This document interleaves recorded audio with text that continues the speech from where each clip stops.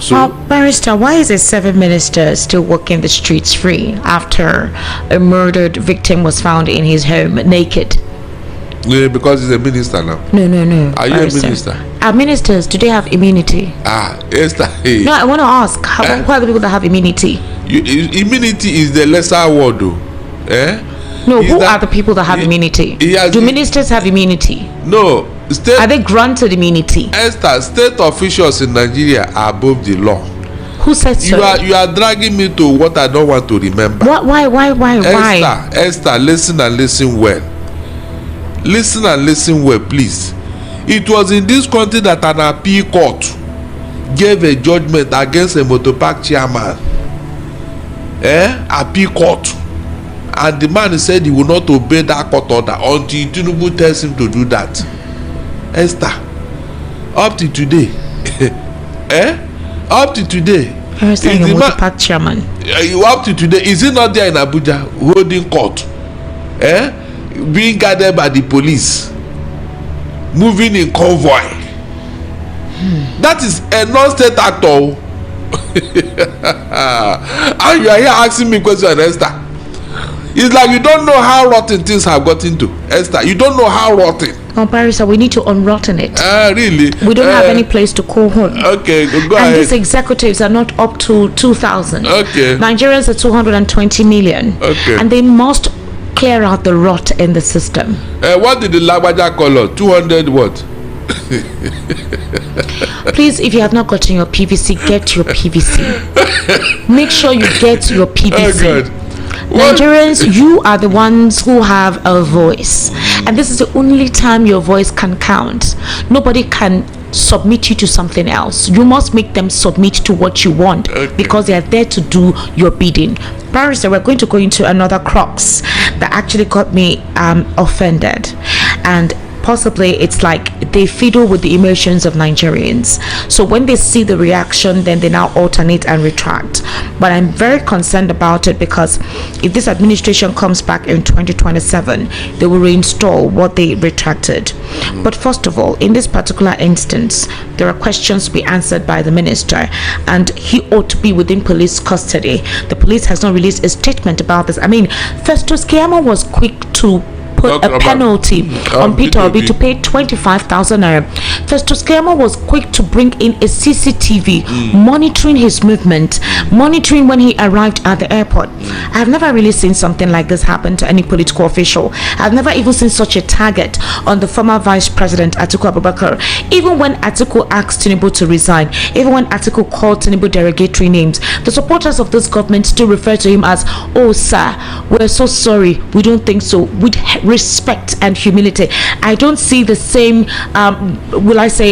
the same tally towards, the presidential candidate of the NDC, or even Omoyele Sowore. We saw how he was dragged ruthlessly like he was a terrorist when he appeared in court by the DSS. And in this particular regard, we've heard that Peter Obi is under strict security and protection over these attempts. He had made allegations that he may not be alive to contest the 2027 elections. There are talks of several assassination attempts. There are talks about his deep monitoring of his movement. There are talks that there is a deliberate attempt to make sure he's arrested. So my big question is this: if this current political party and this current government of the day can refocus their energy on governing and prioritize the lives and security of Nigerians rather than on those they consider their political opponents, do you think wouldn't we be faring better by now? But unfortunately, that's not their priority. Their priority is arrogance. No, but you don't understand. We have criminals who have passed through those airports, who are political elites. They have not brought out videos. It tells you that everything happening can be monitored, everything happening can be traced, and they know what to do when they're supposed to do it. They were swift to provide evidence, but they're not swift to provide evidence of fake agencies. They're not swift to provide evidence of the trails of kidnappers. They're not swift to trail the calls of these terrorists when they call their victims. They're not swift to do what needs to be done with technological gadgets at their disposal. Esther, I told you, their priority is not your own priority. Their priority is their opponent. Anybody that is not in the same political camp with them is a terrorist. Or don't you know? In fact, P2B is even lucky. They have not counted him as one of the terrorists terrorizing Nigeria. Why would they count him as a terrorist? Government can manufacture anything. No, the man has been saying it and nobody will listen. Government, in fact, he even said that his business has been targeted, and so they want to strangulate him at all costs. But nobody will look at these things and say, look, this is not proper. I have told you here severally how Richard Nixon lost his second bid to be American president. The famous Watergate scandal. He was just eavesdropping on opponent discussions. Eavesdropping. That is, you are listening to an opponent. Can you imagine?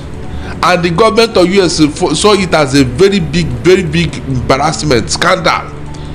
And after investigation, Nixon chose to resign than impeachment in the United States.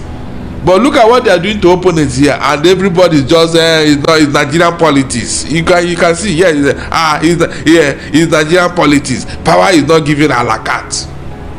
The way we condone things here is very annoying, Esther. Power is not given a la carte.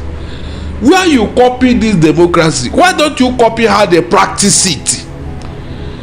You can't mess up with their democracy in America, no matter how powerful. You go in for it. You cannot stop somebody from exercising his rights because you are in power. You can't try that in America, Esther. You can't. But look at what we are doing here. The direct opposite. If you are in power in Nigeria, you are in fact you are a god. Esther, you are a god. What are you telling me? Even non-state actors, because they are attached to the ruling party, they can do whatever. I just gave you examples here.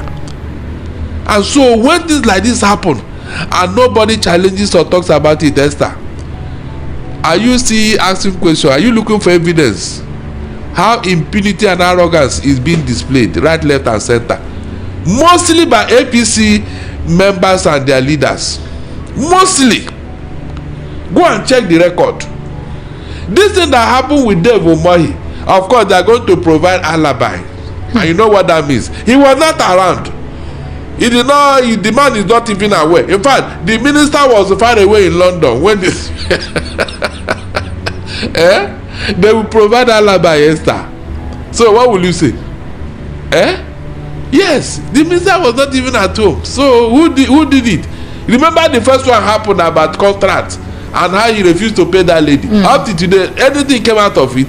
He was even too big to answer. I heard that he settled her. Oh, really? Although she was demanding for more. But he settled but her. Initially, did he not deny he doesn't know the lady?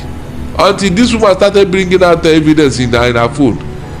Esther, that is the type of leaders you have in Nigeria. Boris Johnson was forced to retire just for lying. He broke COVID-19 protocol as a Prime Minister of UK. He denied it until a journalist started bringing a photo that he was partying in the number 10 Darwin Street. Yeah. With his own money, he was partying. They say, you are a liar. Oh yeah, get out. His own party. Esther, is that not what happened? But here, ministers and governors and leaders would lie to us. And in fact, when they bring out evidence, they will just dismiss it as nothing. Esther, is that not true? So how can such leaders be leading you and you think you are making progress? No, tell me. How can liars and fraudsters and all manner of people are leading you and you want to make progress? Esther, it can never happen.